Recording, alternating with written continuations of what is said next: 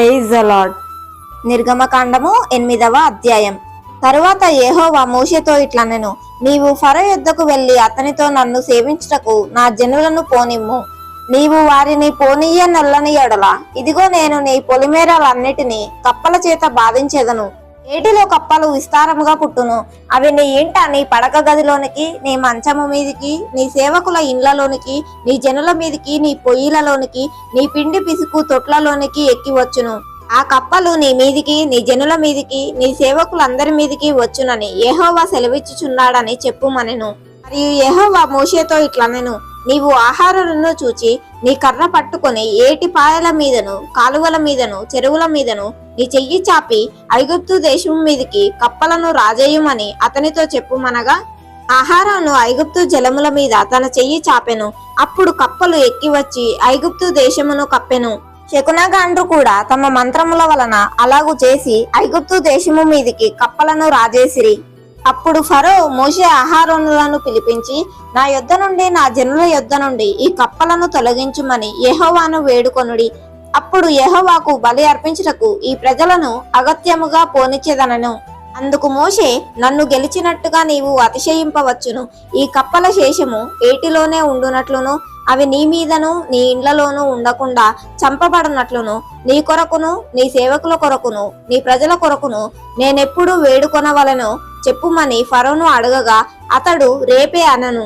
అందుకతడు, మా దేవుడని యెహోవా వంటి వారెవ్వరనూ లేరు అని నీకు తెలుసుకొనున్నట్లు నీ మాట చెప్పున జరుగును. అనగా కప్పలు నీ యొద్ద నుండి, నీ ఇండ్లలో నుండి, నీ సేవకుల యొద్ద నుండి, నీ ప్రజల యొద్ద నుండి తొలగిపోవును. అవి ఏటిలోనే ఉండుననెను. మోషే అహరోనులు ఫరో యొద్ద నుండి బయలు వెళ్ళినప్పుడు యెహోవా ఫరో మీదికి రాజేసిన కప్పల విషయంలో మోషే అతని కొరకు మొరపెట్టగా, యెహోవా మోషే మాట చొప్పున చేసెను గనక ఇండ్లలోనేమి, వెలుపలనేమి, పొలములలోనేమి కప్పలు ఉండకుండా చచ్చిపోయెను. జనులు వాటిని కుప్పలుగా చేసినప్పుడు భూమి కంపు కొట్టెను. ఫరో ఉపశమనము కలుగుట చూచి యెహోవా సెలవిచ్చినట్టు తన హృదయమును కఠినపరచుకుని వారి మాట వినకపోయెను. అందుకు యెహోవా మోషేతో, నీవు నీ కర్ర చాపి ఈ దేశపు ధూళిని కొట్టుము, అది ఐగుప్తు దేశం అంతటను పేలగునని అహరోనుతో చెప్పుమనగా వారు అట్లు చేసిరి. అహరోను తన కర్రను పట్టుకొని చెయ్యి చాపి ఆ దేశపు ధూళిని కొట్టినప్పుడు పేలు మనుషుల మీదను జంతువుల మీదను ఉండెను. ఐగుప్తు దేశం అంతటను ఆ దేశపు ధూళి అంతయు పేలాయను. శకునగాండ్రు కూడా పేలను పుట్టించవలనని తమ మంత్రముల చేత అట్టు చేసిరి గాని అది వారి వలన కాకపోయెను.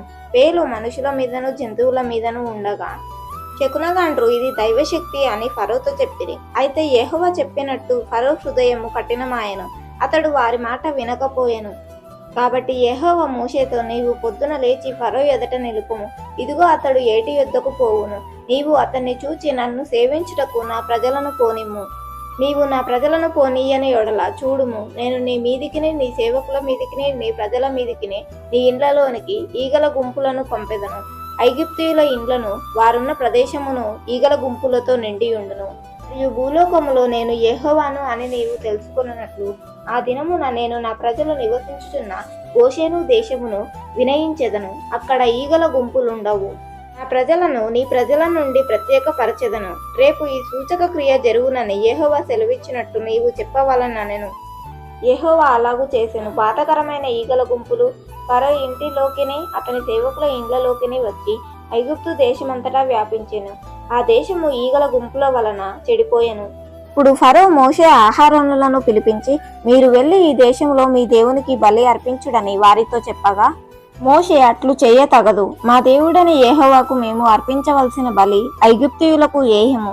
ఇదిగో మేము ఐగుప్తులకు హేయమైన బలిని వారి కన్నుల ఎదుట అర్పించిన ఎడల వారు మమ్ము రాళ్లతో కొట్టి చంపుదురు గదా. మేము అరణ్యములోనికి 3 దినముల ప్రయాణమంతా దూరము పోయి మా దేవుడైన యెహోవా మాకు సెలవిచ్చినట్లు ఆయనకు బలి అర్పించుదుమనెను. అందుకు ఫరో, మీరు అరణ్యములోనికి మీ దేవుడని యెహోవాకు బలి అర్పించుటకు మిమ్మును పోనిచ్చెదను, గాని దూరము పోవద్దు, మరియు నా కొరకు వేడుకొనుడనెను. అందుకు మోషే, నేను నీ యొద్ద నుండి వెళ్ళి రేపు ఈ ఈగల గుంపులు ఫరో యొద్ద నుండి, అతని సేవకుల యొద్ద నుండి, అతని జనుల యొద్ద నుండి తొలగిపోవునట్లు యెహోవాను వేడుకొందును గాని యెహోవాకు బలి అర్పించుటకు ఫరో జనులను పోనీయక ఇకను వంచన చేయకూడదని చెప్పి ఫరో యొద్ద నుండి బయలువెళ్లి యెహోవాను వేడుకొనెను. యెహోవా మోషే మాట చొప్పున చేయగా ఈగల గుంపులు ఫరో యొద్ద నుండి అతని సేవకుల యొద్ద నుండి అతని ప్రజల యొద్ద నుండి తొలగిపోయెను, ఒక్కటి అయినను నిలవలేదు.